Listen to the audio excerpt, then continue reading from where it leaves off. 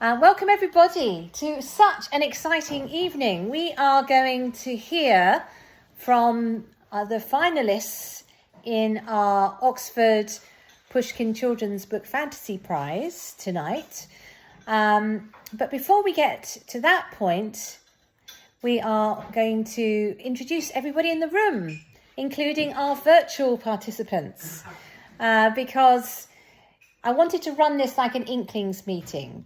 So what Tolkien and Lewis and their friends used to do was they would dine, and then they would go to C.S. Lewis's rooms in Magdalen and sit together and share what they had written. So that's why we're in this kind of venue, because we're going to hear what wonderful stories have been written for this competition. But I'm going to go around the room and introduce everybody. So most important guests this evening, of course, are our finalists. Yes, please do give them a round of applause.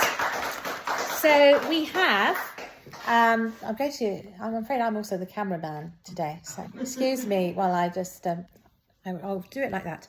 We have sitting on the sofa our lovely trio of Grace Caveney, yes, Pen Holland, and Reba, what's your surname? Catton.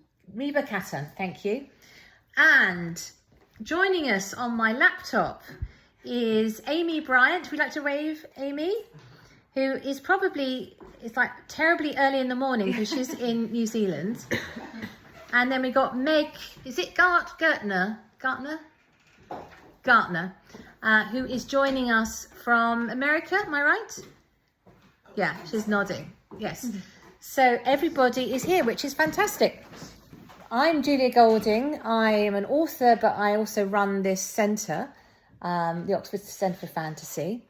And next to me is, you introduce yourself. I'm Christabel. I work for David Heim Associates, so I work with Julia. That's an agency. Sorry, yes, a literary agency. And I really enjoyed reading all of these. I thought the quality was exceptional. And then at the end of the sofa, we have... Yeah, I'm Daniel. I'm an editor at Pushkin Children's Books, and we've given our name to this prize along with the Oxford Centre for Fantasy, so yeah. And then sitting over there, we have Amelia, who might have to get up and wave at the people. Yeah, I'm a writer, I'm a novelist, but many years ago I used to work with Julia at Oxfam. I'm also a photographer. Yeah, I loved reading the excerpts and the full final novels. It was a real treat, so thank you so much. And Amelia is also a trustee of the Oxford Centre for Fantasy, and standing behind her is Nigel, who is another of our trustees. Do you want to wave to Meg and Amy? Yeah. And then now the order breaks down, so going around the room we have Ari, who lives here. He's one of he was the very first member of the new Inklings idea in this house at number 5 Northmore Road, and Joyce, who is our admin. And now we have the very important special plus ones for our finalists. I won't get you to introduce you by name, but yeah. And then from downstairs, they've come upstairs, are Diana and Andrew, who live in the house. And not last, but no, we've also got Mark. I almost forgot you. Mark is our reader tonight. He's a great voice artist. And then we have Alice, who is another literary agent from Felicity Bryan. Is it Associates? Associates, yeah. Which is an Oxford-based literary agency. So we're doing pretty well on the old literary front here. So I'm going to start this evening just as... one last person on the screen there is Brian, who does all our social media. His team do our social media, so very important. And is there somebody else on the screen? Oh, that's us. Yes. Just haven't got my glasses on. So when C.S. Lewis brought people into his room, it was a very simple thing they did each evening, which was they would say, has anybody got anything to read? And tonight we do know that people have something to read. So we're going to go through this by alphabetical order. So Amy, that means your piece is going to be up first. So we're going to start with an extract from The Lion and the Mage, which is a splendid adventure in which Ezran, who has been taken off the streets as an orphan and trained to believe that he himself is fated to save the world. This is until he meets Calla, who is a healer and lives with the rebels. So it's like a classic fantasy. In this extract, Calla's life takes a sudden bad turn. I've really enjoyed getting to know the characters that you've written, and if I pronounce any of your characters Hermione instead of Hermione or whatever, I do apologise. So this is an extract from chapter 4. When twilight crept in, Calla's heart was as full as her stomach. She sat on the ladder to the loft while her mother fed Tal extra bowls of steaming lamb stew, and her brothers quizzed him on his training till his eyes glowed with pride. She missed her father's presence at the table, but 3 years ago he died in the fields, and visiting home had never felt the same. Perhaps it's time for bed, my Calla, her mother said, probably noticing her faraway eyes. You can share my room, and the boys can take the loft. Calla sighed and nodded. Time and distance had flowed between her and her old life, like the stream under the low dirt bridge. She knew every knot in the house's walls by heart, every creak in the floorboards. Yet too much had changed. She changed too much for it to ever truly be home again. A scream rent the stillness of the twilight, piercing Calla's heart. Arcturus! She cried, leaping to her feet. More screams followed, people this time. Calla bolted from the house in her bare feet, followed by Tal and her brothers. Soldiers fought in the street with Rav's men, soldiers wearing scarlet cloaks of Aldebaran. Arcturus reared in the middle of them, while Abby struggled to hold his rope. Calla ran to help, but a spear flew from nowhere, piercing Abby's chest. Calla bit back a cry as he crumpled to the ground. Enemies swarmed around Arcturus, trying to grab his rope as it whipped through the air. Arcturus tore into a man with his hooves, soon crushing him underfoot. He kicked another in the ribs, and Calla heard his scream and the sickening crunch. Calla, get back here! Tal yelled from somewhere behind her. Another man yelped as Arcturus turned on him, then bolted for the forest, sealing his certain death. Arcturus thundered after him. Calla looked back at the silhouette of her family's house, seeing Tal with Rav's men fighting outside. They seemed to be gaining the upper hand. Her mother would be safe. She checked that no one followed her, then sprinted across the dirt bridge toward the forest. Tree trunks loomed like giant pillars as she pursued Arcturus inside, almost tripping over the broken body of the man who'd foolishly run. His gruesome remains twisted her insides, but she stumbled on. Crashing sounds came through the sparse undergrowth up ahead. Arcturus screamed once more, a cry of rage, and Calla felt a stab of fear. She hurried towards him, then gave a cry herself. 2 thick chains were wrapped around his neck, binding him between 2 trees, then disappearing into the dirt. Arcturus thrashed and raged, as if he could tear the giant trunks up by their roots. Calla ran to him, fearing he might hurt himself. Arcturus, calm! He snorted breath, hot with fury, frothing at the mouth, but stilled enough at her voice for her to approach. No one seemed to be around, but the cruelty of the trap made Calla's blood boil. The chains had already gouged into his flesh. She tugged and tried to loosen them, sending healing into Arcturus's wounds. Easy, Arcturus. These won't hold you long. Reinforcements would arrive soon. She only needed to keep him calm. No doubt Tal's eagle eyes had been watching her every move. Be careful. He's dangerous. Calla spun to face the calm voice. A boy sat astride a chestnut horse, watching her from not 5 paces away. She straightened her shoulders, pretending he hadn't startled her. Not to me. The boy looked too young to be part of the attackers, only a year or so older than her, and he carried no weapon. But the assured way he sat on his horse said he was exactly where he wanted to be. The boy flashed her a grin. How can you be sure? He had black hair and olive skin, and his eyes flicked between her and Arcturus, as if trying to decide who interested him more. He's my friend, Calla said, meeting his gaze. So you know whose horse this is? the boy asked, suddenly intent on her alone. Do you? Calla replied. Something flickered deep in his eyes, in his dark eyes. Someone who'd be very annoyed at having it taken. Arcturus thrashed once more, reinforcing his wounds even as Calla tried to heal him.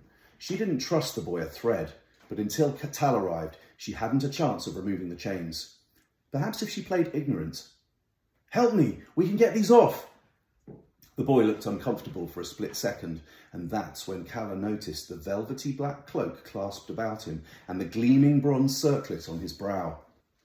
She stared at the chains. You did this. The boy shifted in the saddle. You're him. You've heard of me?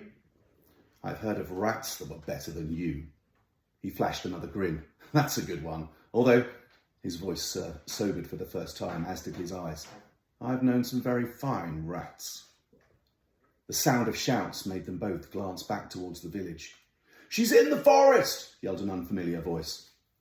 Something cold and hard wrapped around Calla's wrist. She looked down to see a thinner chain snaking around it. Her heart gave a thud of horror, and she tried to pull away, but the chain tightened instead. Let me go, she warned, glaring at the boy. The horse is more legendary than you, but the Queen doesn't seem to think so. Calla's heart picked up a faster rhythm. Rav's men should have been here by now. They're after me. He grinned and nodded. How do you like feeling so important? Calla pulled back, Rav's dream ring softly glowing in her hand. You should let me go. His smile disappeared. I can't do that. Of course you can. You just... Another chain broke out of the ground near the tree roots, just as Tal burst through the trees. He drew his sword and rushed at the boy, but a chain wrapped around his chest. Tal cried out as it tightened around him. It pinned his arm to his side, snaking around it and forcing his hand open until his sword fell to the ground. Enemy soldiers strode through the trees, led by a thin-shouldered man with a black, pointed beard. Kill him, Ezran, the man said. He's part of Rav's guard.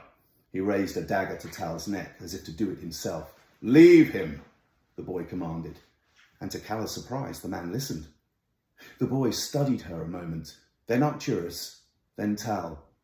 He gave a nod, as if something about the three of them pleased him. Bring them all, he said, turning his horse away. You heard, Lord Altai, the man snapped, and the scarlet-cloaked soldiers hurried to obey. Recognition flooded Tal's face at the name the man had used. His eyes met Calla's, the horror in them echoing what she already knew.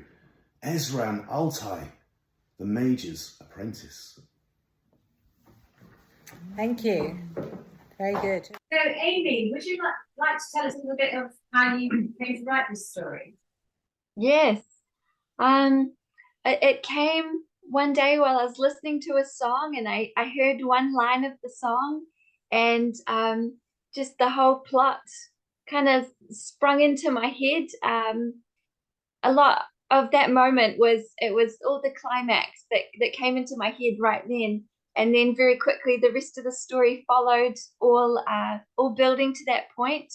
And that's the quickest I've ever had a book idea come together. Thank you. And so the Ezran's got this magic of being able to make summon chains, which obviously is picking up in that piece. Do you want to tell us a little bit about Calla and her gift? Yes. So Calla's a healer, so she can heal people and sense their pain that's going around. And most healers need to touch somebody to heal them, but Calla doesn't need to, and she keeps that secret for a lot of the book. And her gift is kind of the opposite of Ezran's, because his is a lot about controlling and bringing death, and her side of things is more just life-giving and helping people. Thank you very much. Thank you, Amy. Excellent. So, right, I'm going to ask Isabel to just introduce Grace's story. Is a spooky story set in Manchester. In this extract from early in the story, Heather has been standing at the tram stop and her little sister disappears, quite literally disappears, as you will see. How's your Manchester accent? Not great, as you're about to discover. Okay. We have, Apologies, Mancunians. Yes. Lily! Heather looked up and down the platform, but she couldn't see any sign of her sister anywhere. Where was she? Why had she abandoned her stuff? Then the message on the overhead board saying the tram was 1 minute away changed to approaching, and a yellow tram came into view down the road. It slid along the rails until it came to an abrupt, squeaking stop at the platform. The doors opened with a hiss. People got off and people got on. "Lily!" Heather shouted, wiping rain away from her eyes and struggling to see over the heads of the shuffling crowd. "Lily, the tram's here!" But Lily was still nowhere to be found. After a minute or so, the tram's doors hissed closed again, and it pulled away from the platform, continuing its journey onwards towards St. Peter's Square. Furious, Heather pulled out her phone and called Lily's number. It didn't even ring, but instead went straight to voicemail. Was she on the phone? Who the hell would she be on the phone to when the time was so pressing? Heather tried calling her 2 more times, but the result was the same. She checked the time. It was 8 minutes past 7. That left them less than 5 minutes to get Lily on the train.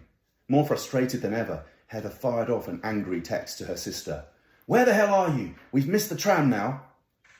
No sooner had she turned the phone screen off than it pinged back a message. Message undelivered. Undelivered? What did that mean? That usually only happened when you didn't have a good phone signal. Heather was at full bars, and she very much doubted that Lily wouldn't be able to get any signal in the city centre. She looked around the now almost deserted platform helplessly. Across the square, she glimpsed the violinist through the rain, still sheltering under the doorway. His gaze slid quickly away when they made eye contact, and he went on trying to put his violin back into its battered case. But she got the impression he'd been watching her. An unnerving thought occurred to her suddenly. What if Lily hadn't just sauntered off? What if someone had taken her?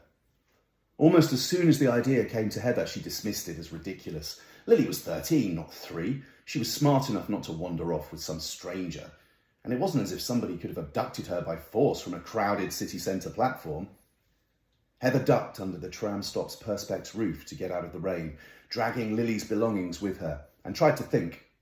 Again, she dialed Lily's number. Again, she got the voicemail message. She hadn't really expected anything else. She checked the time. It was 7:15 now, and unless the train was running late, and it would be, sod's law and all that, Lily had definitely missed it. Heather considered for a moment whether her sister had decided not to wait for her and had instead just hopped on a tram in the direction of Piccadilly train station. But no, that wasn't possible. The only tram that Lily could have got on in the time she'd been at the platform was the one that Heather had seen arrive and leave. Lily definitely hadn't gotten onto that. She thought briefly, desperately about calling her mother for help, but no. Ma was working a shift on the A&E floor of the hospital. She wouldn't be able to answer her phone. Heather would have to find Lily on her own. Just then, a tram pulled up on the other side of the platform, letting its passengers spill out through the doors. That gave her a spark of an idea. Somebody loitering on the platform might have seen what direction her sister went in. Much as Heather didn't enjoy speaking to strangers, she'd have to ask around. Excuse me, have you seen my sister? She's 13, dark brown hair. She was wearing a J.R.R. skirt and a red hairband. No? Thanks anyway. Excuse me, have you seen my sister? Heather got notes, shrugs, shakes of heads, sympathetic looks, indifferent glances. What she didn't get was any news as to her sister's whereabouts. When she finally slumped down on one of the platform benches, the rain had long stopped, and it was 7:20 already. She was forced to accept that the people who were on the platform now had probably not been there when her sister disappeared. For God's sake, Lily, she punched furiously into her phone. It's your bloody train you've missed. You can explain to Ma why she needs to buy you another ticket. She hit send and waited. Ping, message undelivered. Heather stared down at those 2 little words on her phone, and it finally hit her that Lily was gone. Not waiting around the corner, jabbering into her phone, or wandered off to look at the clothes shops in the Arndale Centre. She was gone. Vanished. Heather felt the sob begin in her stomach, work its way up through her heart and lungs, crawl up her throat, and then finally burst from her mouth in an undignified moment of abject misery. Tears prickled in her eyes, and the sobs kept coming, and her whole body was shaking, and she could see people on the platform turning around to look at her, but she didn't care. It didn't matter. What mattered was that she had lost Lily. She had lost her sister, and she still didn't even understand how it could possibly have happened. Somewhere between her desperate run back to the restaurant and her frantic return to the platform, something had happened to her sister. Possibly something dreadful, and it was all Heather's fault. She should have been with her. She should have been watching her. She should have... At that precise moment, Heather's phone began vibrating in her pocket and blaring its jarring ringtone. She scrambled to pick it up, a wave of release coursing through her. Lily! But then she looked at the caller ID and saw that it was not Lily, it was her mother. Heather's mouth was suddenly drier than sandpaper. She would have to tell her mother what had happened. And the moment she did, all of this would become undeniably real. They would have to contact the police. They'd have to put up missing posters, make desperate appeals for information on the 10 o'clock news. She let the phone continue to ring for a few seconds, each one feeling longer than the last. Then she steeled herself and accepted the call. Hi, love. Maya was in the car again. Heather could hear her starting the ignition. I'm just leaving the hospital now. They didn't need me for long. Anyway, I was wondering if you've got anything to eat in town or whether you wanted tea at home. I'm thinking of doing a spag bol. Ma, Heather's voice was small.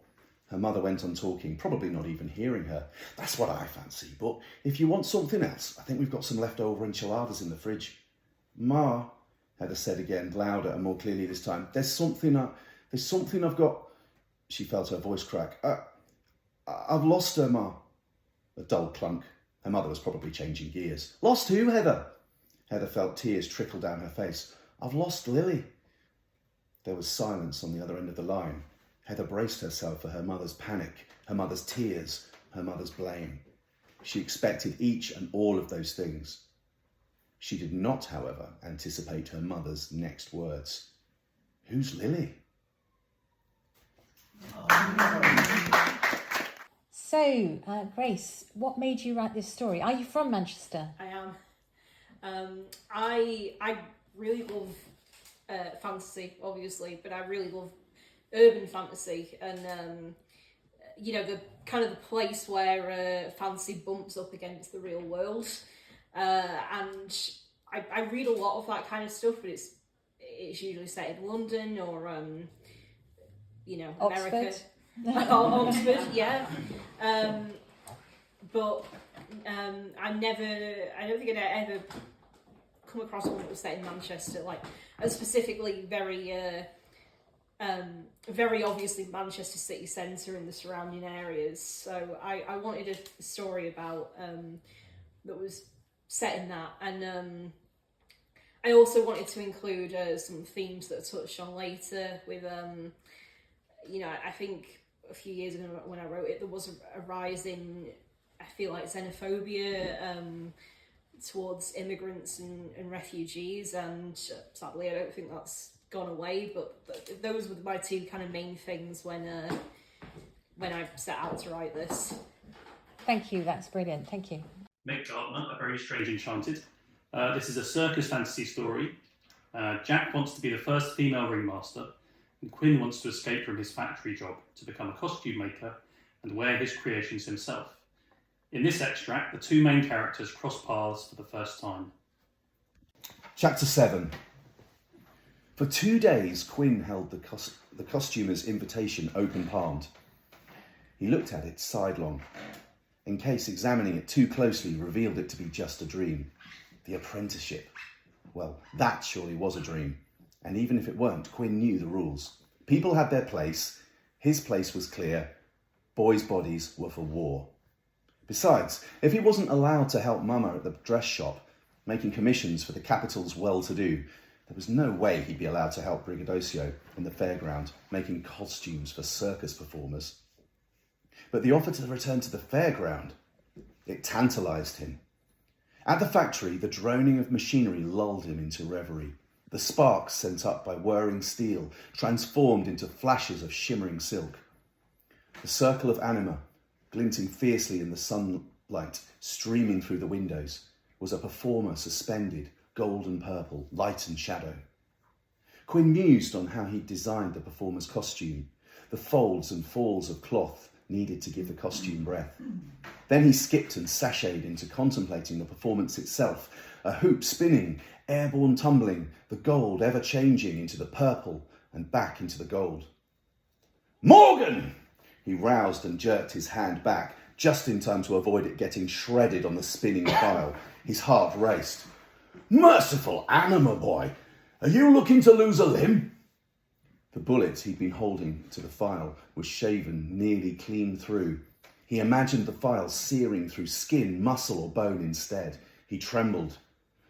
Get a hold of yourself, the nearest line worker, Zeke, he'd learned, hissed. You've been distracted for days. Remember, the foreman is always watching. Do you want to lose your job?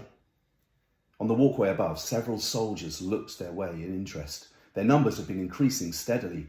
None of them were his brother, but perhaps one day he'd look up and see several there. It was peacetime after all. His brother could be assigned to a factory for guarding. I'm not a child. I know how to handle myself, Quinn wanted to say. But clearly he didn't. That afternoon he left the factory shaken and determined. He would be a better worker if he weren't distracted. He'd been a better worker when he'd had the tightrope. A brief escape, a way to sort himself out before the next day's work. Father likely wouldn't agree, but father wasn't around. He hastened to the fairground. In daydreaming of the costumer's tent, Quinn had imagined watching Brigidosio at work, staying out of the man's way and studying the racks in silence. No touching, no talking, towing the line. But when Quinn arrived, the costumer was not alone. He stopped short in the tent's entrance. A girl stood before the standing mirror, dressed like a man in a loose shirt and black straight-leg trousers. Quinn was struck by her long fall of hair, burnished brass shining in the lamplight, like a sunlit river streaming. Looking at it, he could almost remember the softness of curls against his cheek, his nape, how he'd lifted his chin then. He dropped his hand from where he'd subconsciously lifted it to his head. His own hair was cropped criminally short. Hair of any length was a risk on the assembly line. Ah, Mr. Morgan, Brigidosio said. The costumer whisked his measuring tape around the girl's crown with finesse. I was hoping you'd be back. Come in. The girl's dark eyes flashed in the mirror. Quinn hesitated. I can come back. Nonsense, you're here now and Jack doesn't mind. The girl looked like she very much did mind, but she kept quiet. Quinn stepped forward, allowing the tent flap to close behind him. As he did so, the girl turned to the costumer and demanded, You have the measurement? At Brigidosio's nod, she pulled her lovely hair into a severe knot that tugged at the skin of her temples. It made her look extremely disagreeable, but Quinn suspected that was just her face. Sit or stand wherever you like, Brigidosio directed. I'm just finishing up taking some measurements. Quinn chose a spot as far from Jack as possible. He watched as the costumer, today dressed in a black overrobe that would have looked quite staid were it not for the gold paint covering his brown scalp, face and arms, deftly circled the girl's neck, bust, waist and hips while she stood rigidly. I've asked Quinn to be my apprentice, to help me with the revel. But alas, Brigidosio sighed, he's playing hard to get. Jack eyed Quinn through the mirror, doing a thorough study of him. He was acutely aware of how grubby and unkempt he was after a day at the factory. Why? She asked. Didn't sound like she cared one way or another. Quinn didn't really want to answer, but Brigidosio was silent, intent upon the girl's arm length, and the girl was raising an eyebrow. He shrugged, aiming for nonchalance. I already have a job. Doing what? Jack asked in a lazy, disinterested tone. He answered as coolly as possible. I file imperfections off bullets. Her blank stare was eloquent in its disdain. And do you enjoy filing imperfections off bullets? The judgment in her voice made him bristle. It's an important work. I make sure the bullets fly true, which helps protect our soldiers against rebels, which aids in maintaining peace and contributes to Revelia's and the king's glory. He paused, unable to believe the words coming out of his mouth. Father's words. Since when did he care about Revelia's glory? Brigidosio, despite closed eyes, managed to convey great interest in the conversation. Jack looked unimpressed. You didn't answer my question. You're avoiding it. Her satisfied tone rankled him. It's not that simple. It's not about enjoying. It's about contributing something of value to... So you don't enjoy your job, she interrupted. Lucky you. You have another offer. It's not that simple, Quinn repeated. Jack's lip curled. It is that simple. Quit a job you dislike, take a job you'd enjoy, do what you want. You're foolish to do otherwise. Quinn couldn't believe the gall of this girl. He wasn't judging her for her life choices, except, like I trust the decision-making ability of someone who dresses as if coughed up by a mortuary. Are you going for the resurrected corpse with that hairstyle, or is it just a happy accident? She bared her teeth. Before blood could be drawn, Brigidocchio intervened. I'm done updating your measurements, he said airily. Now, tell me about what you're thinking for this costume. Jack's scorching eyes slid from Quinn's to her own in the mirror. Without their heat on her, Quinn shook himself. He wouldn't let this girl get to him and bring him down to her pettiness. He was an adult. Black trousers, Jack proclaimed. Suitable for fencing, black top hat, a red tailcoat with gold epaulettes and braiding. Bold and brassy, the costumer sounded pleased. Now, will this be for the audition, or are you already anticipating the king's favour? He asked knowingly. The girl's thin lips curled in a smirk. It's good to be prepared. Unlike some people, I go after what I want. Don't stoop, Quinn told himself, breathing deeply to focus. Don't lower yourself to her level. You feel confident then about the audition? Brigidocchio asked. Primo will have to choose me. If he wants to put on the finest fare the world's ever seen, she said matter-of-factly. It took Quinn heroic effort not to roll his eyes. But I heard young William will be running the show, Brigidocchio said. A shadow crossed Jack's expression, gone so quickly. Quinn wondered if he'd imagined it. Same thing, she waved a dismissive hand. As for astonishing the king, that won't be a problem. Yes, Quinn had imagined it. There were no cracks in this girl. He could just imagine what his father would have to say about her. Clearly delusional, out of touch with reality, a child. The thought made him straighten, and when Jack met his eyes in the mirror again, he offered a smirk of his own. Her gaze sharpened. She opened her mouth to speak. We're all done here then. Brigidocchio clapped his hands. Come back in 3 days, and I'll show you what I've come up with. Jack seemed irritated at the clear dismissal, but she nodded, shot Quinn another glare, and left the tent without a thank you or a goodbye. Quinn let out a deep breath. He marvelled at how spacious the tent felt with her absence. I'm guessing she's one of the uppity prima donnas you mentioned before? Brigidocchio rumbled through the piles of cording on the table. Oh, she's a piece of work, I'll give you that, but she is talented. Fighting an uphill battle, though. At Quinn's frown, the costumer clarified. There's never been a female ringmaster in Revelia's history. In all the Edge, as far as I know. Still, if anyone could make it happen, it would be her, I'd wager. If only she'd get out of her own way. As for you, Quinn startled to have the costumer's full attention on him. For not being able to use his eyes, the man sure did know how to impress his focus on someone. For all my near perfection, I'm not a patient man. I'll make my offer only once more. Come work for me. So, Meg, same question to you. What brought you to write the very strange and enchanted story? First, thank you so much for that fantastic reading. It sounds better in your voice than it does in my head. So thank you for that. I was inspired, as you might imagine, by the circus. We have a really marvelous local troupe that performs, and I also do some of the circus arts myself, from the aerial silks to flying trapeze. And I really wanted to capture that feeling that I have whenever I'm at the circus, that feeling of wonder and awe, the feeling of being a child again. And especially since I wrote this during the pandemic, I really wanted to write something really hopeful about possibility and wonder, and to write about young people who, in a world that is trying to place all these demands on them, clinging to that hope and sense of possibility for themselves and their futures. So A Very Strange Enchanted came out of that. Thank you, that's wonderful. I'm just going to pass the introduction pens to Amelia. The Caretaker of York, my pen Holland. A wonderful story about dragons of all shapes and sizes in York, but York as it might be in a future world or parallel world. York is back to medieval levels of population. In this extract, Erin, the local lass, gets into serious trouble thanks to the incomer from the south, Sam. Thanks, Amelia. Extract from chapter 3. What was it your mother said when we were leaving this morning? Sam suddenly asked slightly too loudly. Travel safely?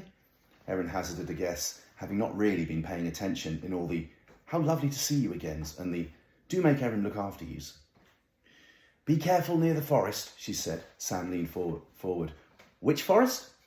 Erin rolled her eyes. The action was becoming quite a habit when Sam was around. The forest I said we wouldn't go in. Did you tell her you would get some ambercaria for the banquet? You really oughtn't to let her down. Sam was annoyingly persistent. I won't, said Erin.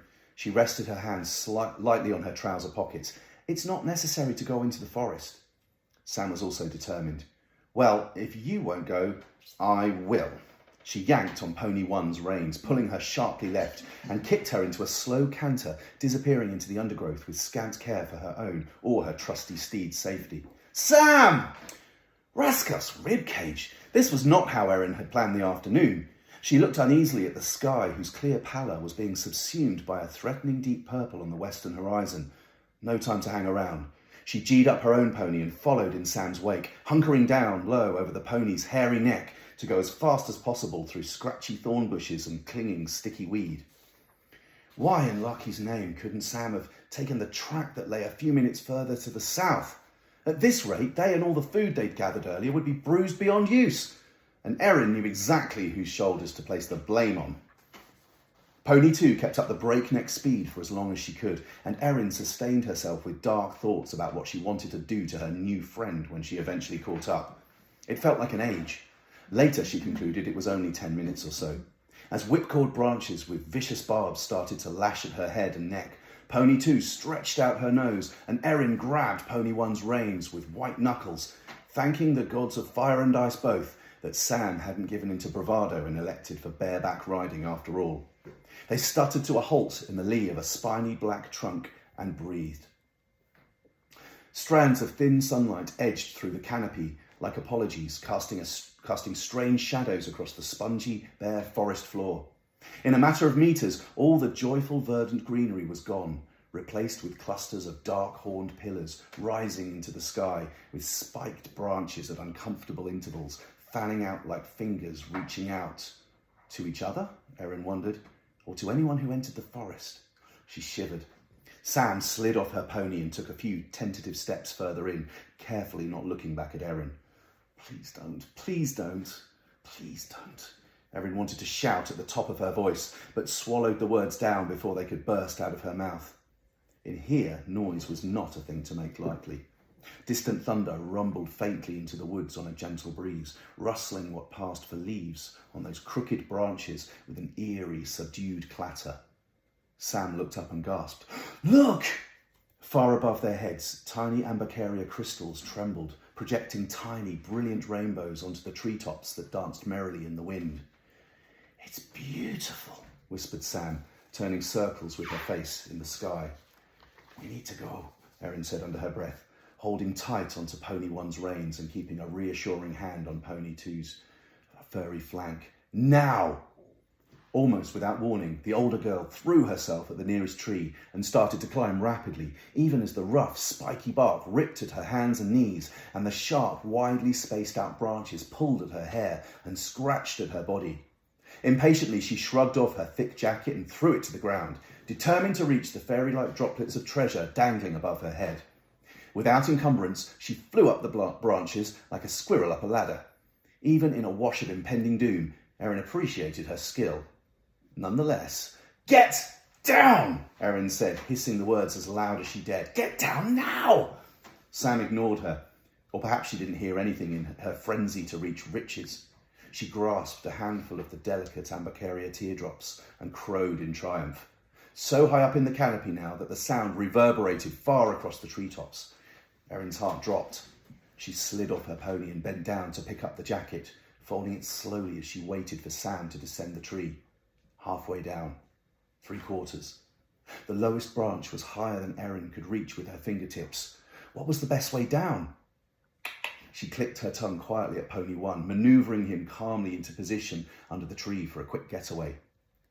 A jubilant Sam teetered on the spines of the bottom branch, high on adrenaline, one hand still clutching her prize, a glorious handicap on her balance.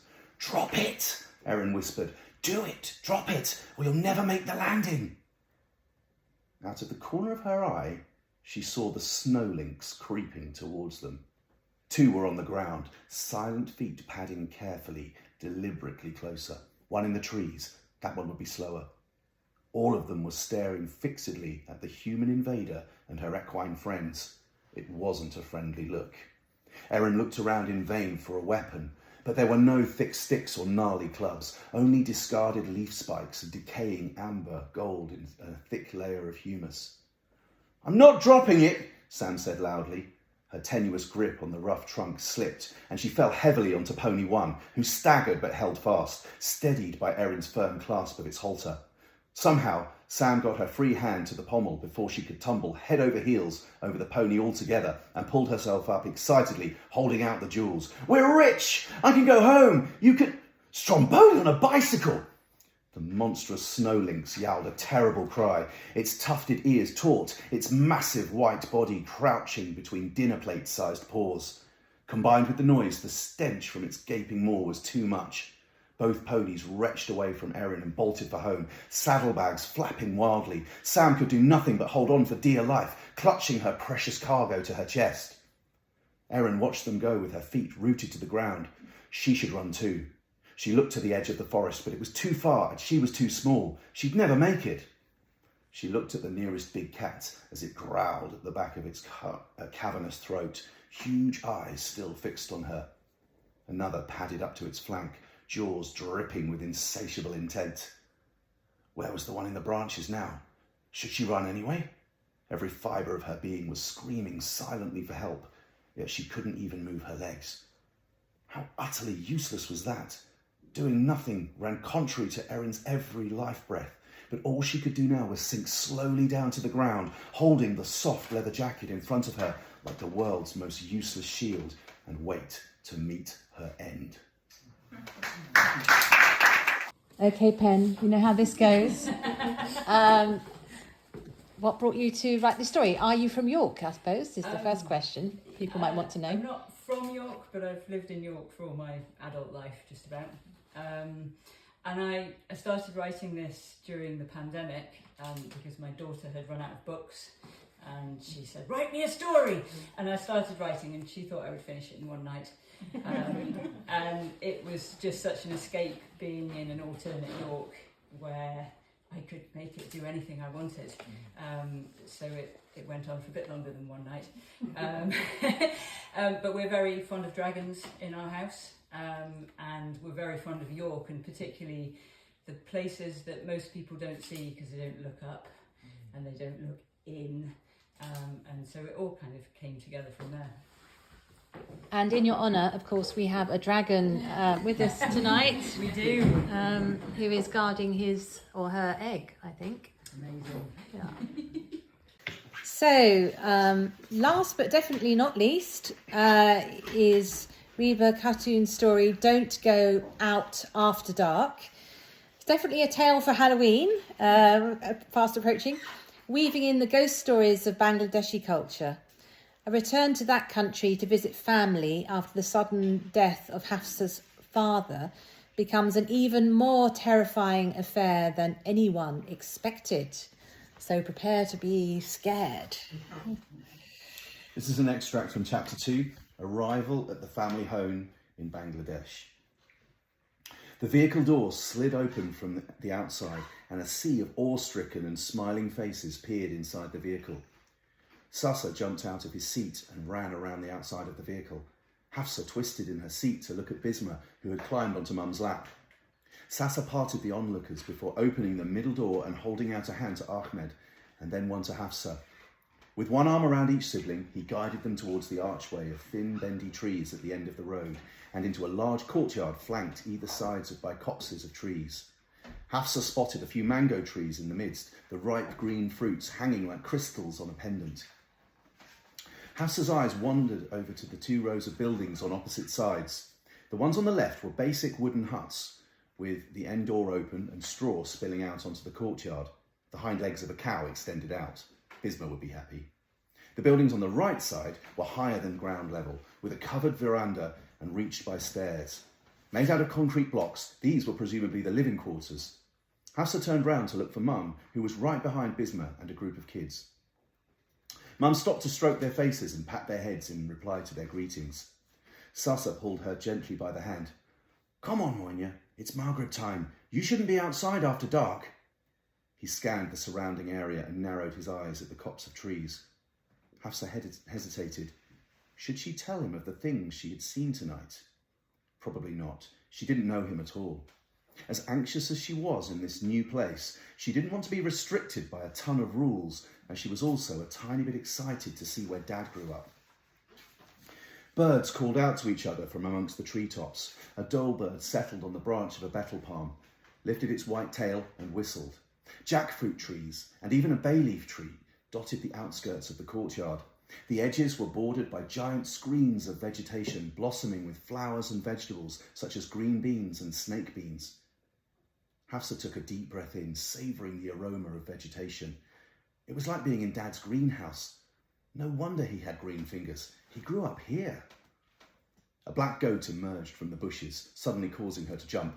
A titter of laughter spread around her, increasing when a rumble erupted from the back end of the goat. Hafsa was more interested in not stepping in all the puddles of bird poo on the ground.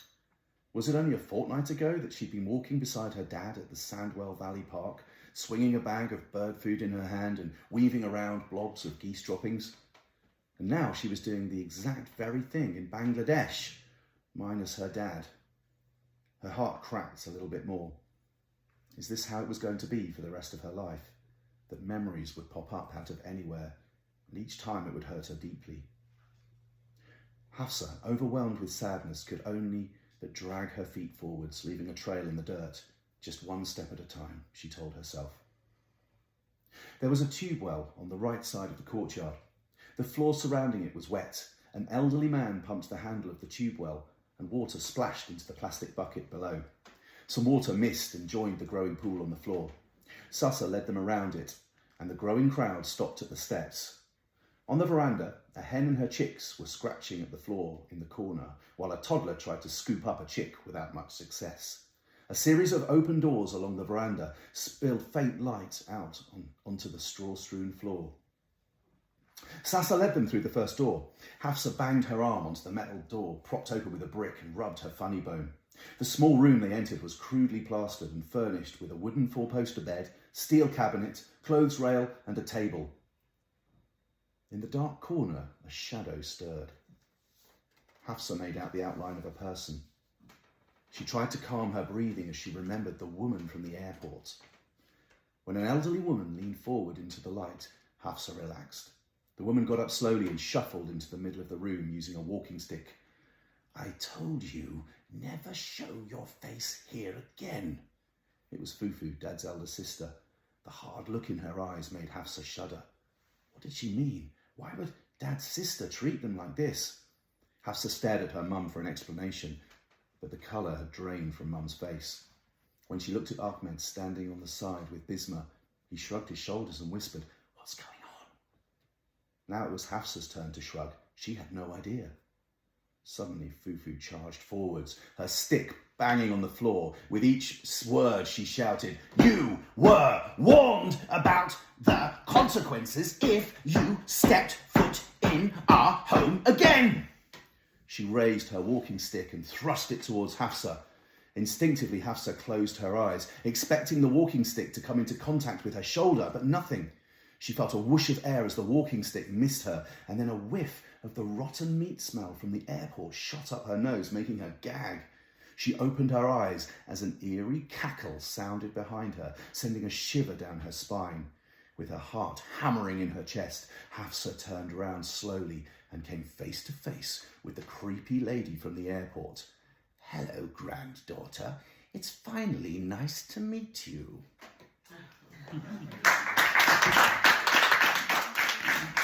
So, Reba, tell us a little bit about why you've written such a scary story.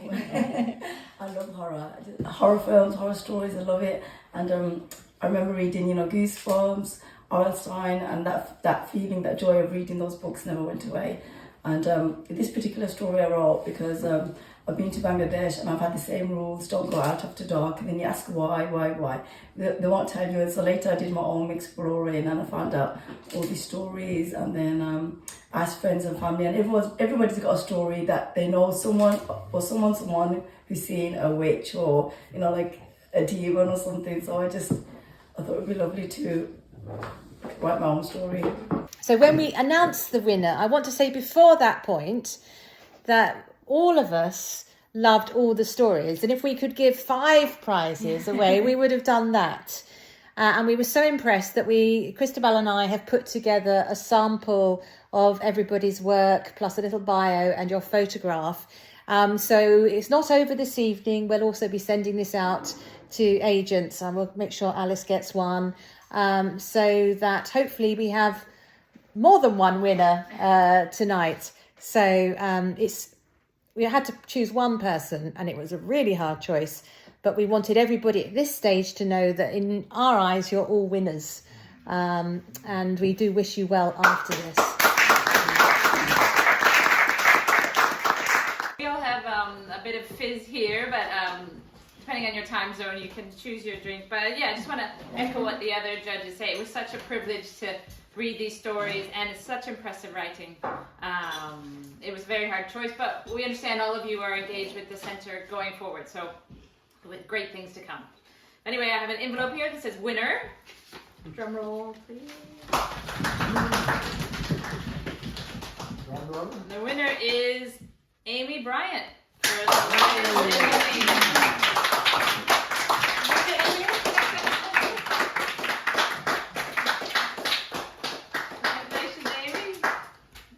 Wow, thank you so much. I'm really amazed.